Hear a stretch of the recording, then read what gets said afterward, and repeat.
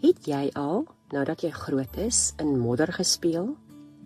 Nee, ek praat nou nie van die 4x4 deur die modder jaag nie, maar op die grond saam met 'n kind gesit en modderkoekies bak, of modderpaaie gebou waarin klein seentjies met hulle karretjies kan speel. So tyd gelede kuier ek by my dogter en haar dogtertjies. Op 'n stadium nooi ek die jongste een om saam met my in die tuin met haar plastiek speelgoed sommer net te gaan modderkoekies bak. Aanvanklik teensinnig om weg te kom van die skerms en saam met ouma haar hande vuil te maak, ontwikkel hierdie saamkuier in die grond in 'n heilige oomblik. Iets in haar en in my gebeur. Ons albei lag oor die skewe koekies wat sogenaamd uit die oond kom. Ons smeer saam sand bo-oor vir versiersuiker en pak klippies op vir die kersies. Dis 'n vreugde oomblik wat ek diep in my hart bære.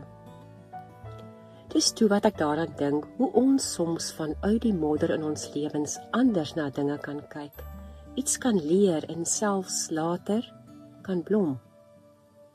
Jy ken dalk die waarheid van 'n waterlelie wat ons dikwels verstom met haar pragt, wat sommer net so bo op die water glimlag.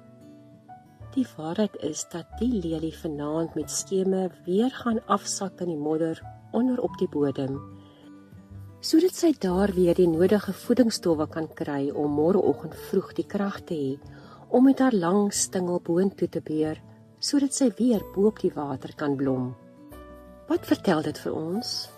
Dat ek en jy juis soms vanuit die modder van ons lewens soveel kan put, dat ons weer op ander maniere die lewe kan aanpak, met nuwe krag en inspirasie kan groei en so vreugde en dieper wysheid ook aan ander kan bring.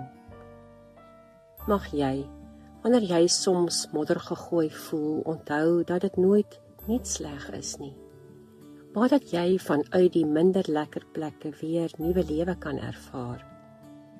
Mag jy midde in jou modder vashou aan die woorde in Job 8 vers 21. God sal jou weer met vrolikheid vul en jou laat uitroep van vreugde. Kom ons bid. God van liefde en begrip, dankie dat U saam met my in die modder van my lewe kom sit. Dat U my daar ook weer leer om die lewe met oorgawe te leef, ongeag, ten spyte van. Dankie dat U juis vanuit 'n grys van niks lyk, soveel mooi en goed kan skep. Ek gee my oor aan U vandag, Here. Amen.